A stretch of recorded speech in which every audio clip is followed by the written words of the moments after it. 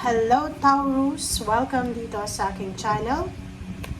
Kapalaran 888. Welcome guys.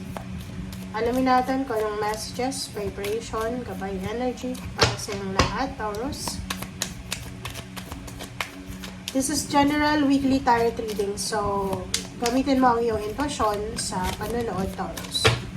Okay? Connect your intuition sa mga baraha na lumalabas dito.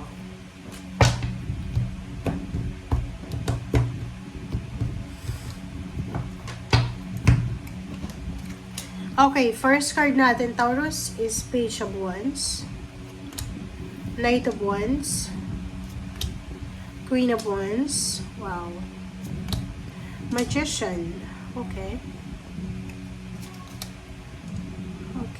Queen of Swords, the Star, OMG.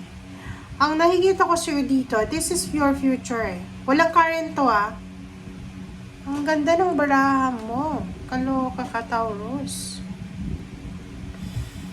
Sa ilalim niya, Empress. OMG.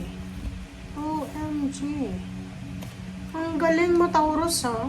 Oh, kunin natin lahat. Kunin na lang natin lahat. OMG. Okay. Taurus, ito yung mga wishes mo, ha? Yung direction. Nakikita ko sa'yo dito na gustong-gusto mo nang mabago yung takbo ng buhay mo. Gusto mo nang umalis sa sitwasyon na alam mo na hindi ka na masaya, hindi ka na nag-e-enjoy. Trabaho, relationship, lugar. Gusto mo na ng bagong buhay eh. Nakikita ko sa'yo dito merong mga Taurus na new routine sila sa health. New job, new career, new source of income. Kumbaga, sobrang pagbabago to eh. Sinasabi ng baraha sa'yo dito na gagawin mo ang lahat para maging financially stable ka. Gagawin mo ang lahat para matupad ang lahat ng pangarap mo sa buhay. Gagawin mo ang lahat para matupad mo lahat ng heart's desire mo. Comment down below if you resonated. Okay. This is your future ha. Eto.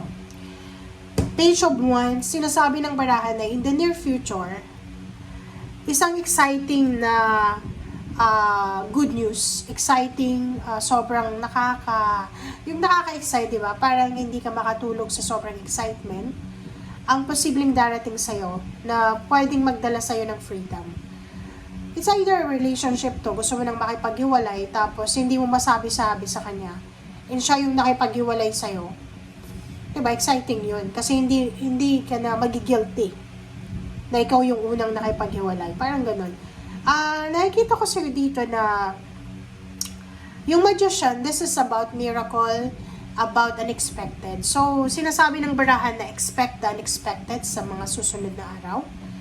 Ang Page of Wands kasi, siya yung nagsasabi para sa future mo. So, ibig sabihin, yung direction ng future mo ay sobrang napakaganda. Kung makikita mo, di ba?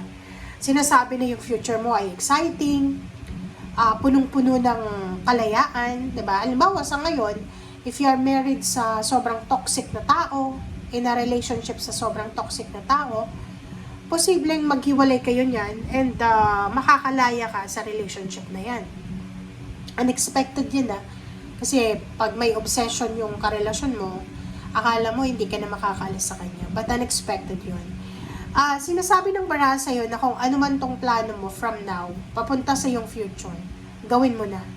Sinasabi ng baraha sa'yo na isang unexpected na pathway, isang unexpected na paraan ang posibleng ipipresent sa'yo ng universe para matupad mo yung mga pangarap mo sa buhay. So, unexpected siya. So, wala pa tayong alam kung ano yan.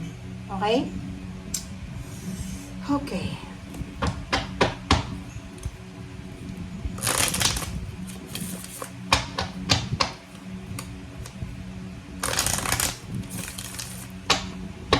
Okay. I-confirm nga natin itong Knight of Wands tsaka Queen of Wands. Bakit may Queen of Wands, Knight of Wands, All Angels, Spirit. Oh, sorry. Wait na guys. Hmm?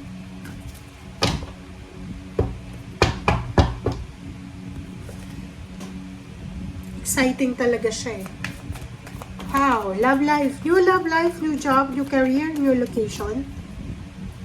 Clarity. Enlightenment. Yun yung pwedeng dumating sa'yo. Good health. Relationship health. Family health. Sobrang strong.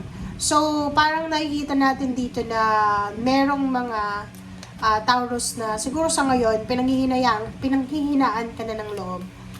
Because of the connection na meron ka. Parang yung mga taong kasama mo ay parang hindi siya maganda para sa pag-progress mo. So, sinasabi ng barahan na once na makaalis ka na sa attachment na yan, sasabog yung swerte sa buhay mo. 'Di ba? Magiging sobrang strong ka. Exciting to eh. Kasi like for example, may health issues ka ngayon. Siguro may isang habit ka lang, isang unhealthy habit ka lang na kailangan mong alusin. After mong maalis yan, posibleng magiging sobrang healthy ka na. Relationship ka nun din. Okay? You need to be patient. Huwag tayo magmamadali ha. Huwag kang magsisettle sa mga bagay, sitwasyon na hindi para sa'yo. Sa Taurus na below 30 years old, huwag magpapakasal agad-agad. Okay? Kasi maybe you're living with someone else, live-in partner, boyfriend, girlfriend. Hindi siya yung parang, hindi pa talaga siya yung para sa'yo. Kasi may unexpected twist na darating sa'yo. So, be patient ha.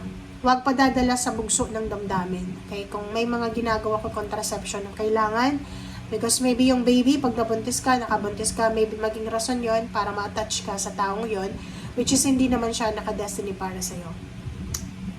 So, patience ang kailangan nyo ngayon ha. Huwag magmamadali. Okay. What's the advice?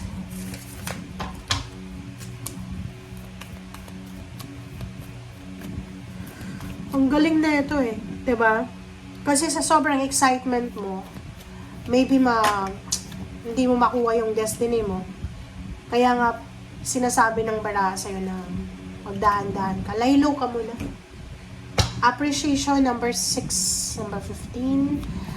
Sinasabi ng baraha sa'yo na posibleng makakuha ka ng recognition, ng awards, ng rewards, ng promotion, ng salary increase, or any appreciation from your family, from someone. Everything's okay. Diba? So, hindi ka dapat nag-aalala, Taurus. Wala kang dapat alalahanin, ha? Don't worry. It's all working out in a beautiful way. So, kung ano man itong inaalala mo sa ngayon, alisan mo na yan kasi hindi yan maganda para sa'yo. Okay? Thank you, guys. Bye!